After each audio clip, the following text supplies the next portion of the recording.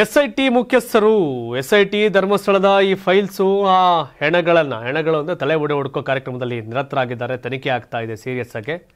ಆದರೆ ಈ ಟೈಮಲ್ಲಿ ಎಸ್ಐಟಿ ಮುಖ್ಯಸ್ಥರಾದಂಥ ಪ್ರಣವ್ ಮೋಹಂತಿ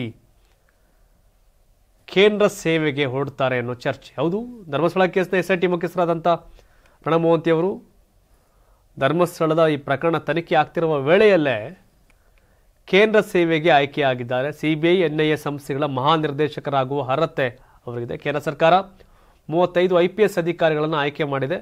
35ರಲ್ಲಿ ಕರ್ನಾಟಕದಿಂದ ಮೋಹಂತಿ ಅವರ ಹೆಸರು ಮಾತ್ರ.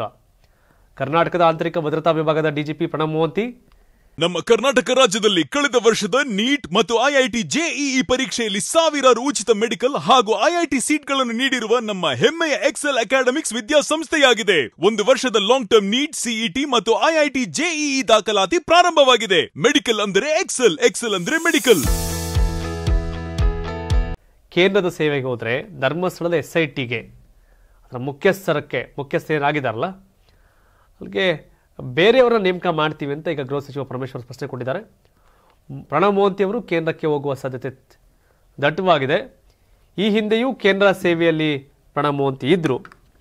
ಆದರೆ SIT ತನಿಖೆ ಇವರೇ ಬೇಕು, ಇವರು ಸಾರಥ್ಯದಲ್ಲೇ ಆಗಬೇಕು ಅಂತ ವಕೀಲರ ಒತ್ತಾಯ ಆಗಿತ್ತು.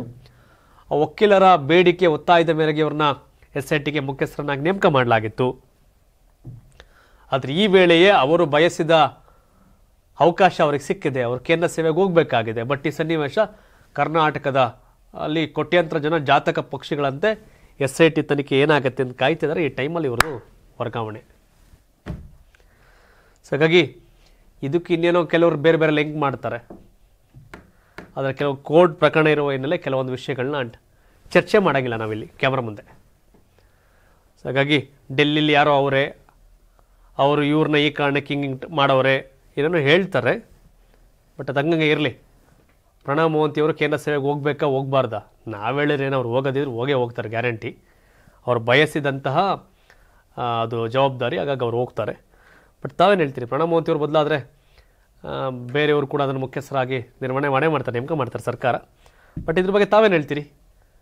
ಕಾಮೆಂಟ್ ಮಾಡಿ.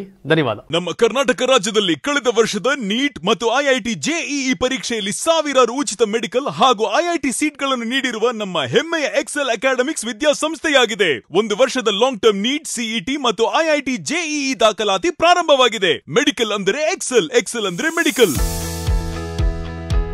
ನಾನು 86 kg ಇದ್ದವಳು 71 kg ಬಂದಿದ್ದೀನಿ. ವಯಸ್ಸಾದ್ಮೇಲೆ ಸ್ಮಾರ್ಟ್ ಆಗಿ ಕಾಣ್ತೀರಾ ಅಂದ್ರೆ ಜಿನ್ನಿ. 126 kg ವೇಟ್ ಇದೆ. ನಾವು ಈಗ 114 kg ಲೆಕ್ಕ ಬಂದಿದ್ದೀವಿ. ಯಾವುದೇ ಸೈಡ್ ಎಫೆಕ್ಟ್ ಆಗಿಲ್ಲ. 84ರಿಂದ 50 kg ಬಂದೆ. ಆಮೇಲೆ ಸಣ್ಣಗೆ ಫಿಟ್ ಆಗಿದ್ದೀನಿ. ಅದಕ್ಕೆ ನಾನು ಯೂಸ್ ಮಾಡ್ತಾ ಇರೋದು ಜೀನಿ ಸ್ಲಿಮ್.